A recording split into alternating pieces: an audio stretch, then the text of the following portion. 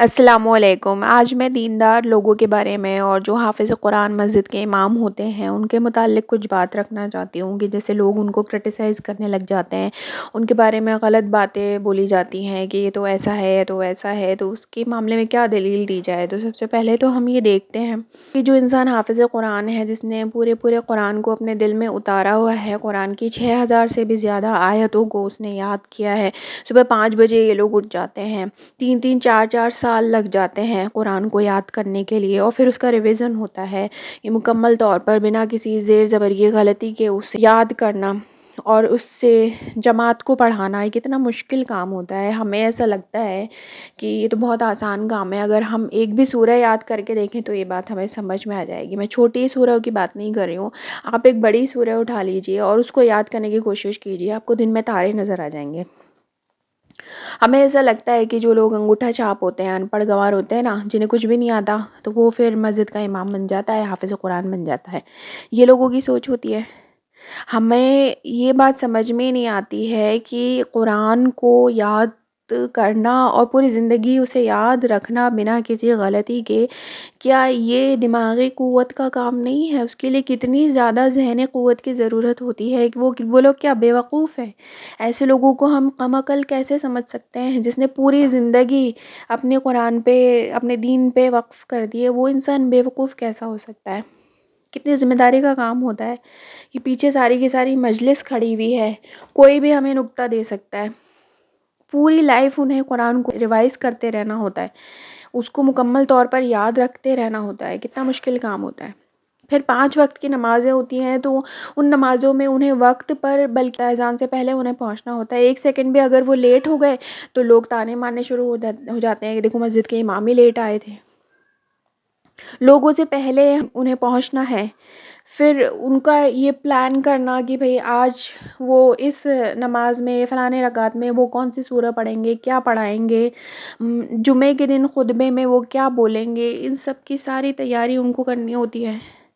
مسجد کے باہر جب وہ نکلتے ہیں تو پھر اللہ کی پناہ ہے کہ ان انسان کو یہ ڈر کہ میرا کوئی بھی ایک عمل ایسا نہ نکل جائے کہ لوگ میرے اوپر سوال کھڑے کرنے شروع کر دیں کہ ہم نے تو اسے یہاں دیکھا تھا اور ہم نے تو اسے یہ کرتے ہوئے دیکھا تھا۔ ان کے لیے تو یہ دنیا ہی قید ہو جاتی ہے، انہیں تو کہیں بھی چین و سکون سے جینے نہیں دیا جاتا ہے۔ لوگ ان کے گھروں تک پہنچ جاتے ہیں ان کو جج کرنے کے لیے، ان کے پر کمنٹ پاس کیے جاتے ہیں کہ دیکھو اس کی تو بیوی نے دوپٹہ ہی نہیں رکھا ہوا تھا سر پہ، دیکھو اس کے بچے تو قرآن پڑھ ہی نہیں رہتے، طرح طرح کے ان کو باتیں سنائی جاتی ہیں۔ ہر کوئی ایسا نہیں کرتا ہے، لیکن کچھ لوگوں کی یہ سوچ ہوتی ہے۔ آپ سوچئے تو صحیح دماغ لگا کے کہ جس انسان نے اپنی پوری زندگی دین پر وقف کر دی، ارے وہ تو قرآن پر عمل کرنا ہی چاہتا ہے، ارے وہ تو دین پہ اپنی زندگی بتانا ہی تو چاہتا ہے، جبھی تو اس نے قرآن کو اپنے دل میں اتار کے رکھا ہوا ہے۔ اس کی نیت کو پرکھنے والے ہم کون ہوتے ہیں؟ ہم کون ہوتے ہیں کہ یہ سوال کرے کہ بھئی تم نے درود شریف میں یہ نکتہ نہیں پڑھا اور وہ نہیں پڑھا؟ ہماری کیا حیثیت ہوتی ہے؟ کیا ہم قرآن کو اپنے دل میں اتار سکتے ہیں؟ کیا ہم ان کی زندگی جی سکتے ہیں؟ کیا ہم صبح 4 بجے اٹھ کے سب سے پہلے جماعت کے لیے پہنچ سکتے ہیں؟ جب ہم یہ سب نہیں کر سکتے ہیں تو ہم ان کے اوپر سوال کھڑے کرنے والے ہوتے کون ہیں؟ اللہ کے بندوں، یہ سوچو تو صحیح کہ وہ ہم سے بہتر ہیں۔ کیا ہماری کیا حیثیت ہے ان کے بارے میں ہم کچھ بھی بول دیتے ہیں؟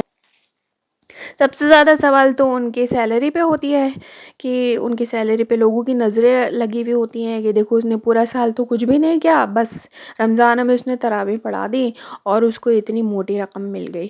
ہماری نظر ان کے پیسوں پہ لگی ہوئی ہوتی ہے۔ ہم یہ نہیں دیکھتے ہیں کہ پورے سال انہوں نے قرآن کی حفاظت کی اپنے دل میں، اور ہمارے آگے کھڑے ہو کر ہمارے بہاف پر انہوں نے قرآن پڑھا۔ ہم نے کیا کیا؟ ہم تو صرف کھڑے تھے پیچھے ہاتھ باندھ کے۔ تو کیا ان کا حق اتنا سا بھی نہیں ہوتا ہے کہ تھوڑا سا ہدیہ اگر ان کے پاس پہنچ گیا ہے تو لوگ اس پہ بھی سوال کھڑے کرنے شروع کر دیں؟ مطلب وہ بنا سیلری کے کام کر لے، ان کو بھوک نہیں لگتی ہے، ان کی فیملی نہیں ہے، ان کے بیوی بچے نہیں ہیں۔ ایک بلڈنگ کے باہر آپ ایک چپراسی کو کھڑے کرتے ہو نا، تو وہ بھی بنا سیلری کے نہیں کھڑا ہوگا۔ تو کیا ان کی حیثیت ایک چپراسی سے بھی گئی بیتی ہو گئی ہے کہ ہم انہیں تنخواہ دینا پسند نہیں کرتے، ہم ان کی مالی مدد کرنا پسند نہیں کرتے؟ کیوں نہ ہم اس سوچ کو بدلیں اور ہم یہ سوچیں کہ وہ ہم سے زیادہ بہتر ہیں، وہ قرآن کے محافظ ہیں، ان کی بدولت ہی تو ہم آج اپنے گھروں میں محفوظ ہیں، ہمارے دل میں یہ سکون ہے کہ ہمارے آگے کھڑے ہو کے کوئی ہمیں پڑھا دے گا۔ بہت سارے لوگ نہیں یاد کرتے ہیں صورتیں قرآن کی، یہی سوچ کے تو یہ نہیں یاد کرتے ہیں نا، انہوں نے یاد کر رکھی ہیں، وہ پڑھا دیں گے۔ تو کیوں نہ ہم اپنی سوچ کو بدلیں، ہمیں اپنے عالم دین کے بارے میں اپنی سوچ کو بدلنے کی ضرورت ہے۔ کیوں نہ سبھی مائیں اپنے بچوں کو یہ سکھائیں کہ بیٹا اگر مسجد کے امام صاحب دکھ جائیں تو انہیں سلام کر لینا۔ آپ سوچو ان کا دل کتنا خوش ہو جائے گا کہ ان کو عزت دی گئی، ان کے ایمان میں کتنی بڑھوتری ہو جائے گی۔ اللہ ہم سب کو کہنے اور سننے سے زیادہ عمل کی توفیق عطا فرمائے۔ دعاؤں میں یاد رکھیے گا۔ اللہ حافظ۔